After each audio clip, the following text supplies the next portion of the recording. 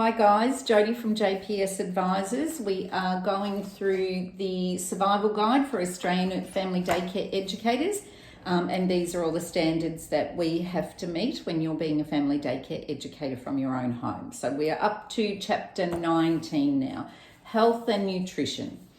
Now, I often tell the story that when I was working with the peak body, and we used to do rostered phone calls to receive all the complaints from all over Australia. So we would, and they weren't always complaints, but we would receive, phone calls from each service, and they were all different. And I worked with a service once that had a child that didn't meet the health and safety policies as far as, the nutrition policies, as far as her diet went.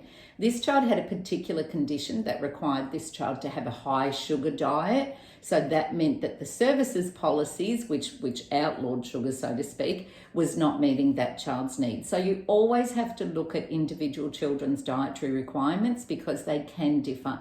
And some children, depending on their condition, they may need a high fat diet or a high sugar diet or those sorts of things. People with diabetes need particular consideration around their diet, and so you've got to be aware of that.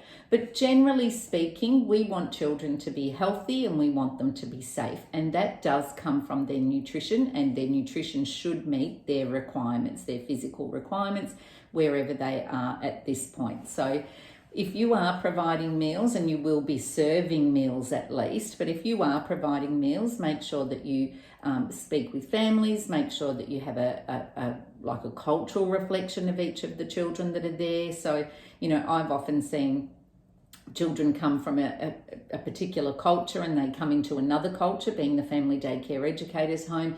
They're not used to that food. That food smells different, it looks different, it tastes different, the texture's different. It's really unfamiliar to them. And that can actually add to a child's settling in process. So make sure that you speak with the family, you give the child food that they're used to, and you can introduce foods down the track. But always in negotiation with families, introducing new foods. Don't go giving children brand new foods that they've never tried before, if in case of anaphylaxis and those sorts of things. So always negotiate with families what that looks like. If families are providing lunch boxes for their children, make sure that they do meet the child's dietary requirements.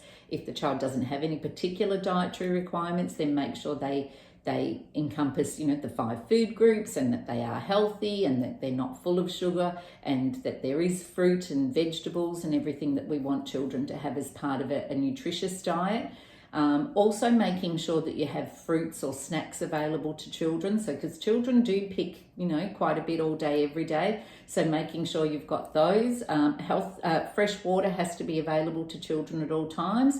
Each family daycare educator does that differently. Sometimes the child has their own water bottle and that just gets topped up in the morning. So you may have a drinking tap that's available to children. You may have a jug and water for children. You may just give it to them as they want it. So whatever that looks like for you, but it has to be available all the time for children to access. So make sure you familiarise yourself. There are a few different food nutrition programs out there that will guide you around providing food for children, what food to use, how to give variety in food, how to mix up your textures in food, so to speak, that children are exposed to a range of things, because we want children to make healthy choices for themselves. So it's about having some of that available, and that should also be part of your educational program, is talking about the physical needs of our body and what food turns into energy and how that works for us, how our digestive system works,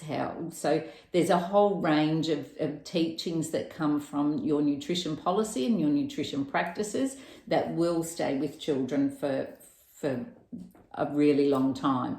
So it is very important that if you are providing meals or preparing meals or serving meals, that you do have those conversations with children, and that you do push for a nutritious diet and healthy choices. Okay, so I'm going to move on to the next one now. I'll see you there. Bye.